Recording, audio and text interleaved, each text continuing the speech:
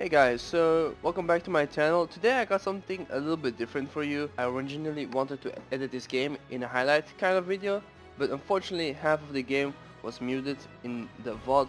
So instead I've decided to narrate the first half of the game so you can get a good understanding of how the game went, and then let the rest play by itself without me talking over it. I think this game was a pretty interesting game to both watch and play. I definitely enjoyed myself. I definitely think it's worth a watch. So now before we go in the game, let me fill you in on what was happening. So I was doing my placements on my second account together with Fragile, a friend of mine. This was the final game, and in Champ Select I was assigned to top lane as usual, but Veigar asked me to swap since enemy team picked Kassadin. Obviously I agreed with this since the enemy top laner also got the chance to counter pick me with the Rumble, and Kassadin is obviously a way more favorable lane for Gangplank. Unfortunately they figured us out once we got into game and swapped right before the minions hit the lane, so I actually end up laning against the Rumble instead of the Kassadin with the wrong runes. But yeah, that's how the game will start, and I really hope you enjoy. Alright, so obviously laning as Rumble is never a fun thing as Gangplank, but it's a bit more manageable in the mid lane. My jungler decided to come mid lane for whatever reason and inted his first of many deaths against the Nidalee. Obviously I'm an early game GP, so there's not much I can do here.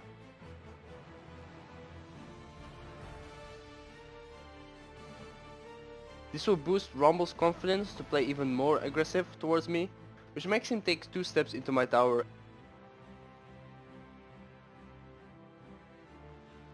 and take a very greedy step into my barrel, thinking he can take it, which concludes in me killing him one-on-one, but Nidalee being around to pick up the kill on me.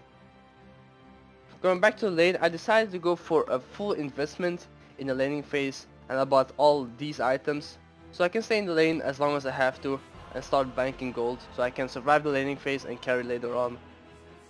Skip forward 6 minutes of pure farming, and I'm pretty close to getting my Triforce without a single back. In before I take a look at bot lane, decide to use my ulti, making it so I can barely get the big shutdown on the really fat Nidalee with the help of PYKE, making it so that I can just afford my Triforce with 3.4k gold in my pocket at 11 minutes. Going back to lane with Triforce to wave clear and pushing the minions, to notice Nidalee is hovering around the top crab and our topside jungle. So I decided to make everyone aware of this and sneak around to see if we can get something out of this.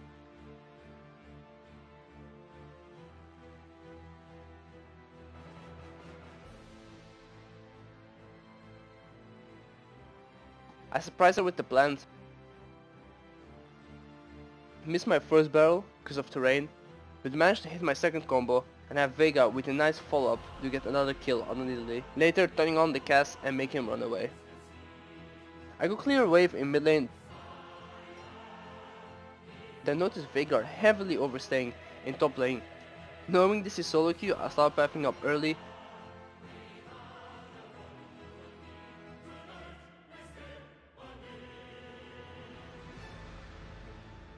and managed to pick up a kill on the Kassadin. I get 3 tower stacks and decide to stay to finish my call, allowing me to back with 3.2k in my pocket and picking up a full Yomu's Ghost Blade, boots and ult upgrade at 15 minutes. Now you might think this game is going really well, but if you take a good look at the score here, you can clearly see that everyone is inting it except for me and Fragile, and that we have lost 2 towers, an Infernal Drake, indicating that we don't have that much control of the game in the current situation. I'm heavily overextended on mid lane here, so I decide to back off and see a fight happen in top lane.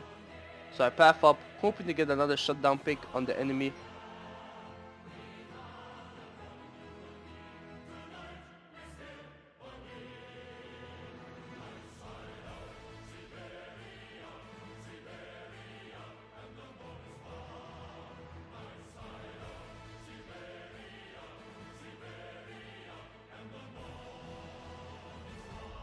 Which actually successfully happens, but sadly Rumble managed to react to my roam for the first time and finish me off. He then somehow managed to just completely shit on my teammates 1v3, just showing off how completely useless they are, and sadly getting a good hit on my mentality.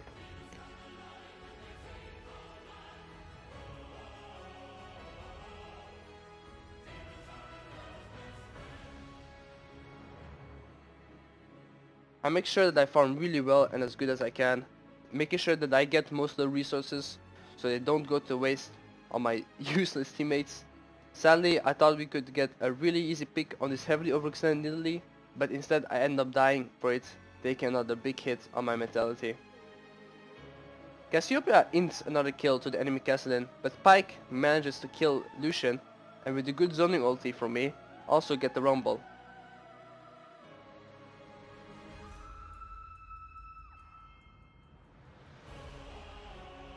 And later on, pick off the Kassadin by himself as well.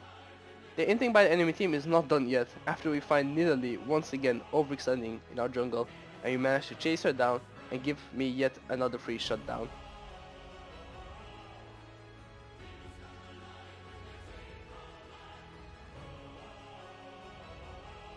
At this point, after pretty much killing their entire team, I regained some faith and realized me and PYKE, we can actually 2v8 this game very easily.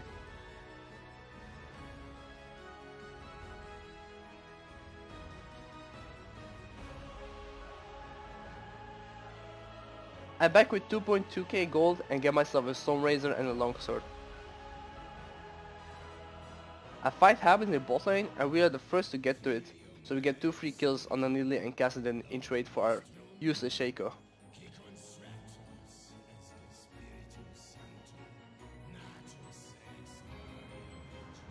I decide to continue the fight since we have the number advantage and I still have everything up, but this sadly ends up with a bad result since I do end up fucking up my last barrel combo right before going into the stopwatch, managing to not get anything out of it and just being a big int play by me. Since this is a diamond game, the action never stops, so right as I get out of the base, enemy starts the Baron. I hurry over there without my ulti, but managing really well to zone off the enemy bot lane with just my barrels. My team manages to get their jungler, but in trade-off of our support, which in most cases is actually pretty worth when Baron is on the map. So this is the last part before the VOD unmutes. I get to base after picking up a bit of farm and start building towards my second lethality item, which is gonna be the Dusk Plate, and get my second ult upgrade. Then randomly a fight happens. After barely managing to finish off the Kassadin, jumping in our team because of the Nami ulti, cancelling my auto attack and my ignite, he survives. I keep my ulti, refusing to use it until I'm at least 80% sure that they are doing the Baron. I use my barrels here to push in mid lane to create a little bit of pressure and get a little bit of priority, which is pretty useful in mid lane if enemy is trying to do Baron. We drag them away from the Baron, and this is what the VOD unmutes. So I hope you enjoyed the rest of the video. There's no way! Oh, okay!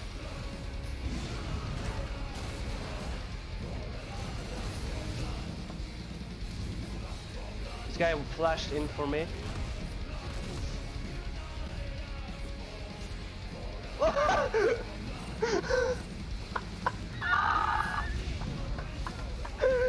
He cancelled his E twice. I don't know, we need like a good like Cassiopeia W. Ah, that sucked. We need like a good Cassiopeia W.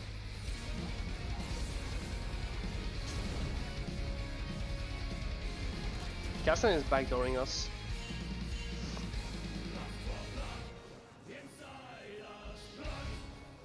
He one-shots. Oh my god, he's level 15! Monka S is gonna hit 16 anytime now.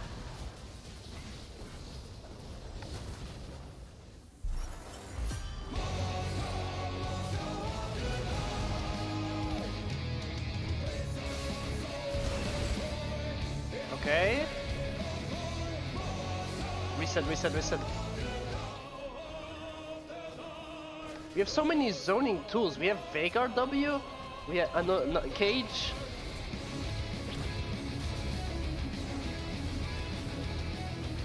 Oh she got fucking deleted.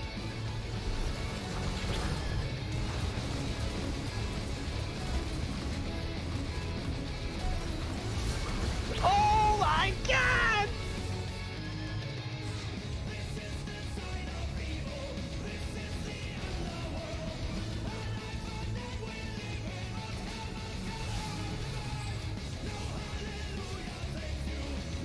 Who is this crazy madman? Oh my god, oh my god, oh my god, oh my god. Oh, no!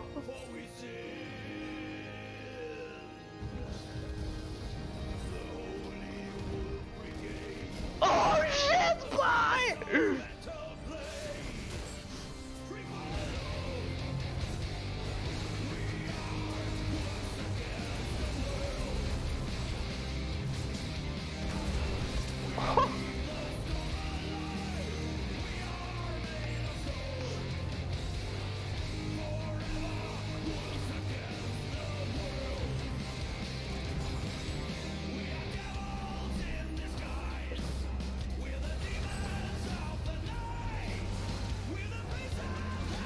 I'm actually 1v9.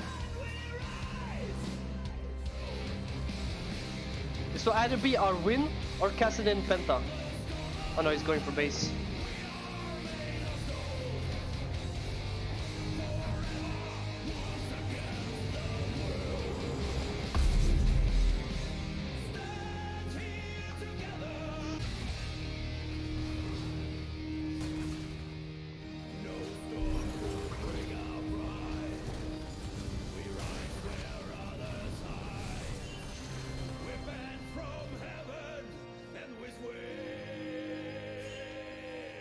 Base, base, base, base, base.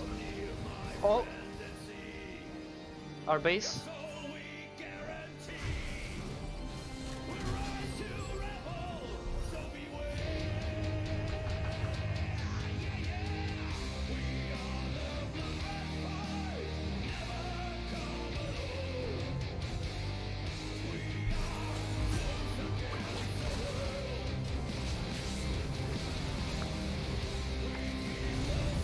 Dead!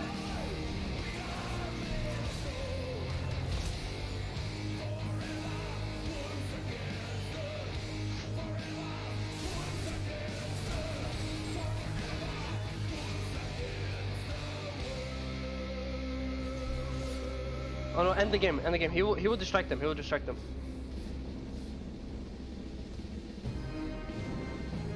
That's GG, that's actually GG.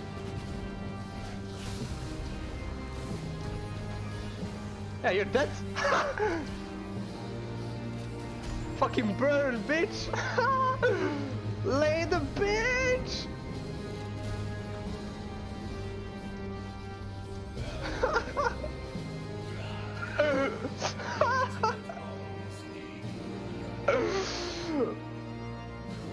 Bro, that game was sick.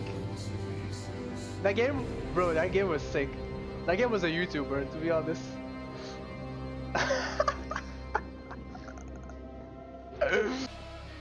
Why do you get all the credit?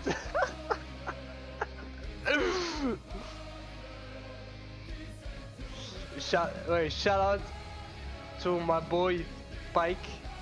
It took my score. Oh, you're fucking lead, dude. But the most important part, Fragile, is who did more damage. Yes. Yes, then of course I get the credit, bro.